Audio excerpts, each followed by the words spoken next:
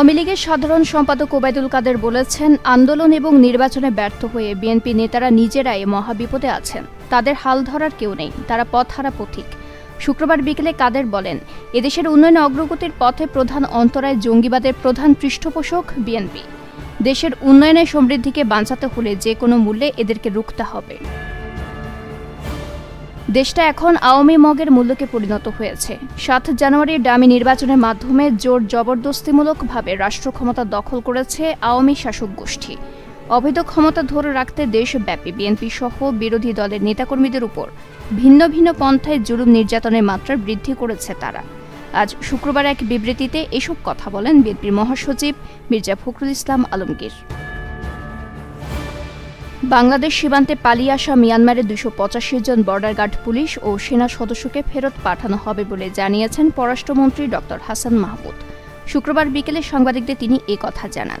মন্ত্রী বলেন, কয়েকদিনে মিয়ানমার থেকে ২৮৫ বিজিপি ও সেনা সদস্য বাংলাদেশে আশ্রয় নিয়েছে।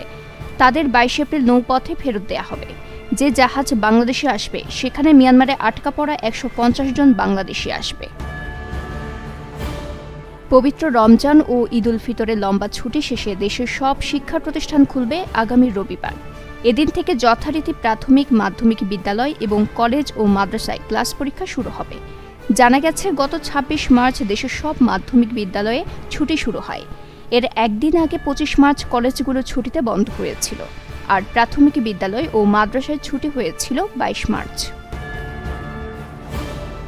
ভারতে ২১টি রাজ্য ও কেন্দ্রীয় শাসিত অঞ্চলে প্রথম ধাপে ভোট গ্রহণের মধ্য দিয়ে ২০২৪ সালে লোকসভা নির্বাচন শুরু হয়েছে। এসব রাজ্যে মোট ১০২টি আসন রয়েছে। দেশটিতে এবার ৭ ধাপের নির্বাচন অনুষ্ঠিত হবে। এই নির্বাচনকে ২০৪৭ সালের মাইলফলক হিসেবে দেখেছে ক্ষমতাসীন দল বিজেপি, আর গণতন্ত্র বাঁচানোর লড়াই হিসেবে দেখছে বিরোধী দলগুলো। জাতিসংঘে ফিলিস্তিনের পূর্ণ সদস্যপদ পাওয়ার পথ আটকে দিয়েছে যুক্তরাষ্ট্র। বৃহস্পতিবার জাতিসংঘ নিরাপত্তা পরিষদে ফিলিস্তিনের সদস্যপদ পাওয়ার প্রস্তাবের উপর হওয়া ভোটাভুটিতে ভেটো দিয়েছে দেশটি। যুক্তরাষ্ট্র বলেছে, স্বাধীন ফিলিস্তিন রাষ্ট্র প্রতিষ্ঠা হওয়া উচিত ইসরায়েল এবং ফিলিস্তিন কর্তৃপক্ষের মধ্যকার সরাসরি আলোচনার মধ্য দিয়ে, জাতিসংঘের মাধ্যমে নয়। টানা কয়েকদিনের প্রচণ্ড গরমে জনজীবনে নাভিশ্বাস উঠেছে। এ অবস্থায় সারা দেশে ৩ দিনের জন্য সতর্কতামূলক হিট অ্যালার্ট জারি করেছে আবহাওয়া অফিস।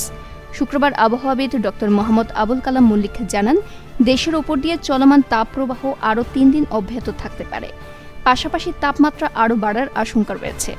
জলীয় বাষ্পের আধিক্যের কারণে অস্বস্তিও বাড়তে পারে।